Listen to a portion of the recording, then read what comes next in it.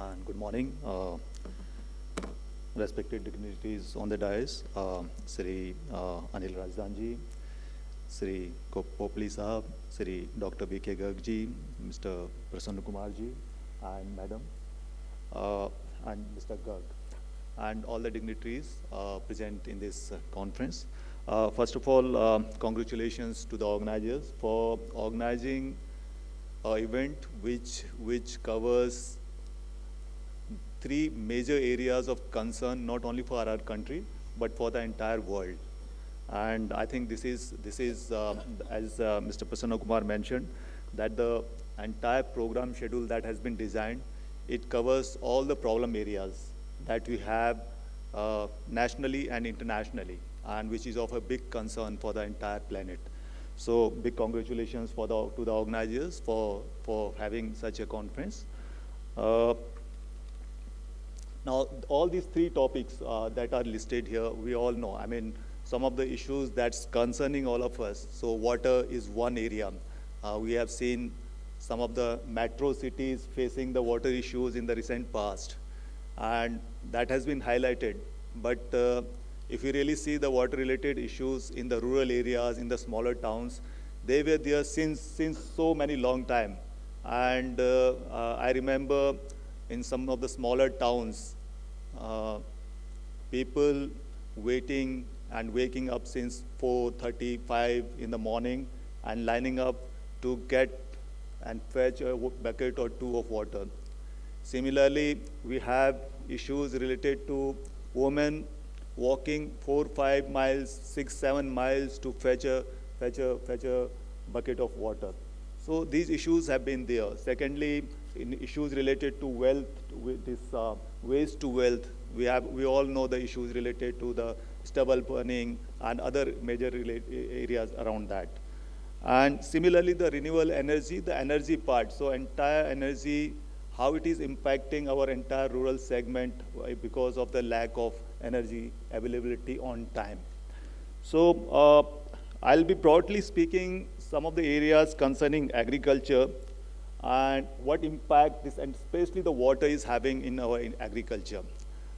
Speaking broadly, if you see in Indian agriculture, what is the major concern? So there are so many issues, but if you can drill down it to three, one is related to the productivity. So Indian agriculture productivity, if you compare with the world standards, many of the commodities, although we have done well in the recent past, but still many of the commodities, although we are the largest producer in some, maybe in the top 5 in many, but if you see the productivity, so we are much lesser in many commodities as compared to the world standards. Second major issue that is of concern in Indian agriculture in recent past is the sustainability aspect, especially the negative impact the climate change is having in our entire agri sector. And the major issue is the weakest link in our economy, the farmers, the rural sector, agri. Its impact, these climate events are impacting this the most. They are the most vulnerable. So India as such is vulnerable, but within the country, I think agri sector is the most vulnerable. And third major area of concern is related to the employment in agri sector and in the rural sector. So when I talk about employment, we all know that almost 50%, 55% of the economy dependent on agri, where the share in the economy is only 15%. So the larger picture is either we have to make it more viable, more profitable for the farmers, or shift people higher dependence on agriculture to non-agriculture activities. So and in these three areas, if you talk about these three areas, three major issues, so many other subsets of these issues are there. And the major challenge is that what are the issues? And water is one of the central point in all these three issues. And when I talk about water, if we see our irrigation related challenges, so although the government has taken a lot of initiative during the last few years, and from 2016 to 2024, our irrigation facility, irrigated area has increased by almost 11%. And it's because of several initiatives by Government of India, like AIBP, Agriculture Irrigation Benefit Program, or the Prime Minister Krishi Sinchai Yojana. At the same time, there was an initiative for utilizing or bringing in more micro irrigation to the sector, and how this micro irrigation can benefit the overall water use efficiency. Second area related to this agri-issue-related issue, irrigation-related issue is, the one is that there has been an increase in the irrigated area, but in terms of utility efficiency, we are lagging far behind. So our 40% of our irrigation area is through the surface water or through the canals, 60% is through our groundwater. But within that, if you see the efficiency, especially the surface water, the traditional system of irrigation, the efficiency is hardly 55 to 60%. If you compare it with the micro irrigation, the efficiency is almost 90-95%. Second is the area related to the groundwater. The groundwater, the issue is now we have overexploited these groundwater facilities. The groundwater overexploitation, the water tables have gone down, the quality of water has deteriorated.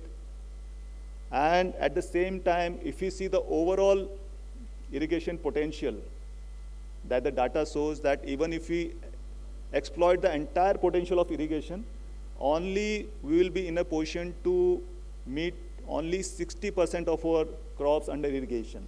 That means 40% will still be rain-fed, rain-dependent. And that's a huge dependence on rainfall. So now the issue is what's need to be done. So there are issues related to efficiency, there are issues related to dependence on rain, there are issues related to how do we reach out and how do we make our agriculture profitable, but then how do we solve it? What are the measures that we can take to solve these all issues related to irrigation? Because this is one central to so many things. So some of the major areas that we can see is, one is when we are creating an infrastructure related to irrigation. How do we ensure that our entire irrigation infrastructure, we can convert the canal system to the piped system?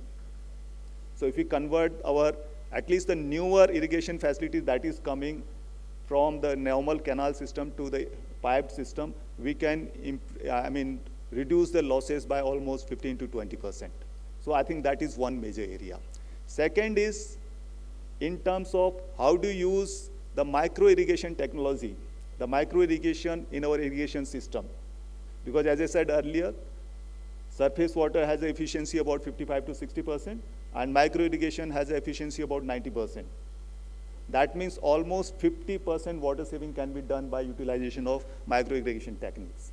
And on this, if we top up with further technology like sensors or satellite imageries or the latest digital technology, it can further reduce the water requirement in crops by almost another 15 to 20%.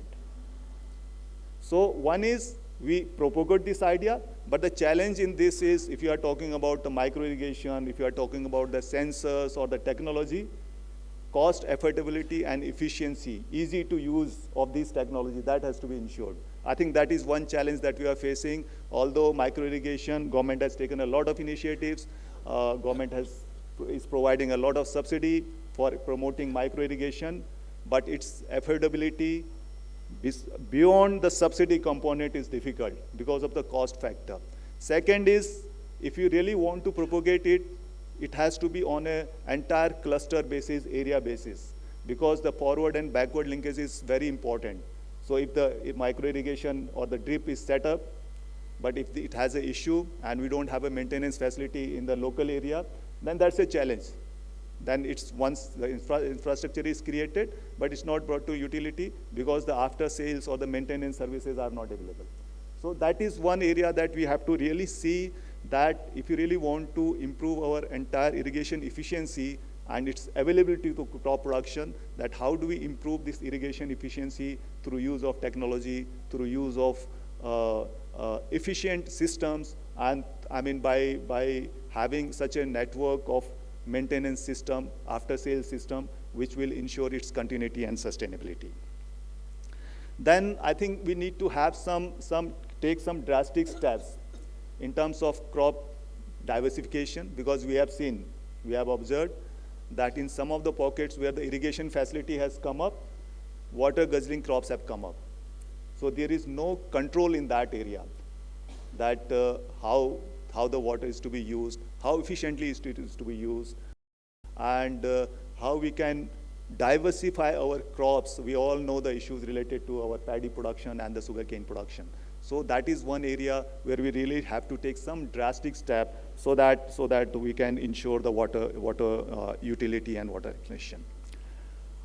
Then there are issues related to the groundwater. So groundwater, as I said, the water table has gone down, the quality has also deteriorated. There are almost about 30-35% of the blocks which are overexploited. That means the recharge vis-a-vis the utilization is much more.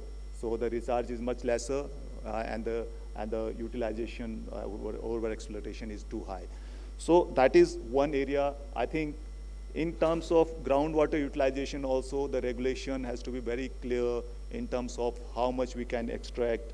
If the area is really drought prone, how do we control that? And secondly, all the other measures which the government is having related to water and soil conservation techniques, so that has to be done in a very scientific way. For example, I'd like to give you one example.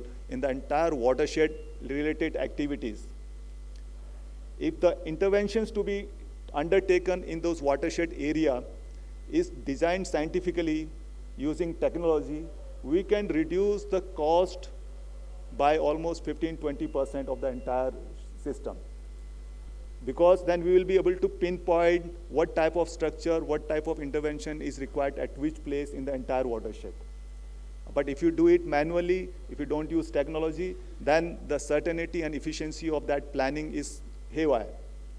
So if you use these technologies in terms of our groundwater recharge and the various developmental schemes that the government is implementing in terms of watershed, water conservation, even for that matter, even a small farm pond, which some of the states are promoting, if that is also not designed properly, where it has to be located, where it should be constructed, even that can be a futile exercise and it can be a big loss. So even in terms of groundwater also, a lot of activities needs to be done. So that is another area.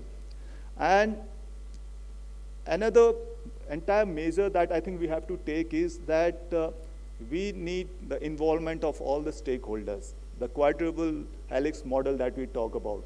The government in terms of policies, in terms of programs and schemes. Second is the participation of the academia in terms of the research and development, training and capacity building. Third is the involvement of the industry people so that they bring in the entrepreneurial skills and the utility in a much more efficient way. And the fourth one, the most important one, is how do we involve the communities in this entire process? Because unless we involve communities, it's going to be a really big challenge.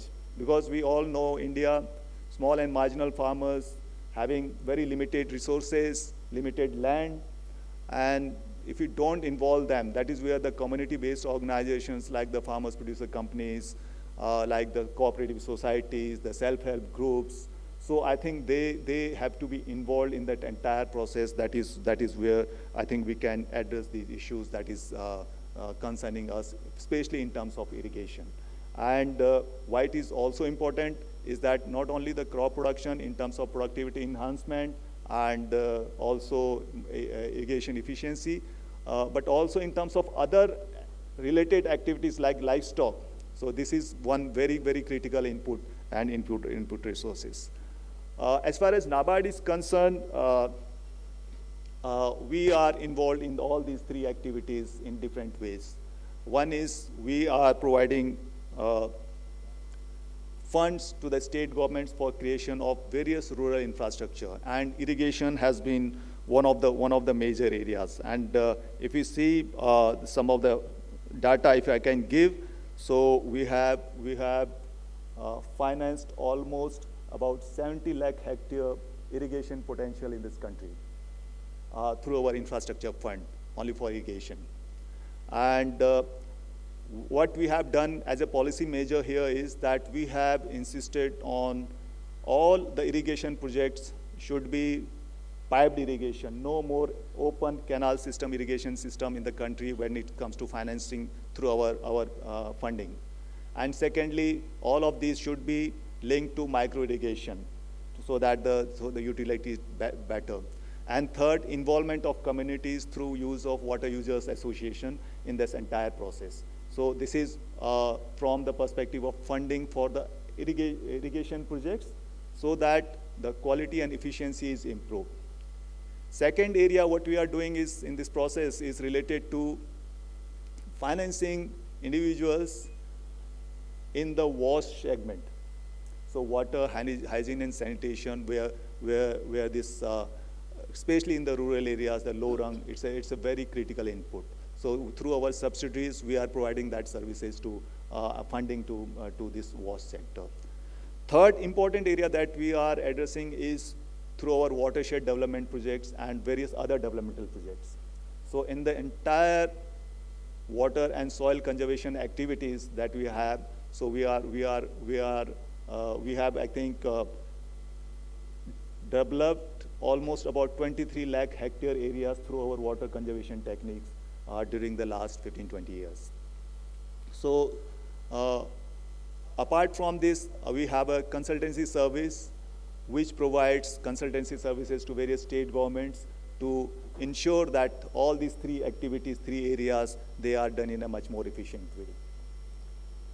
Apart from that, we have alternate investment funds where we are encouraging and financing startups, especially the agri startups, so that through their innovations, through their technology efficiency, they bring overall efficiency in the entire agri and rural sector. So these are some of the areas which we are working on. And if I can say, our experience in the watershed activities, it has, by involving the communities, it has actually made a transformational change in the agri sector in some of those water drought-prone and rain-fed areas. So the crop diversification has happened, the water tables have gone up, the income levels have gone up, migrations have come down. So a lot of impact, this water conservation measures that we have done, it has made a huge impact in the agri sector. And that is because we are closely working with the local communities. Everything, the implementation, running, monitoring, everything is done by the local people through a watershed committee. So that's why this has been very, very successful. So these are some of the things that I thought I will share with all of you.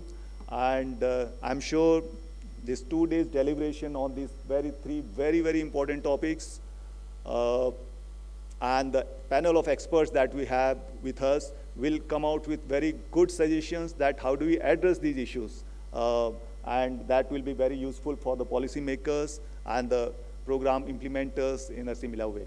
So thank you very much for giving this opportunity and all the best for this conference. Thank you.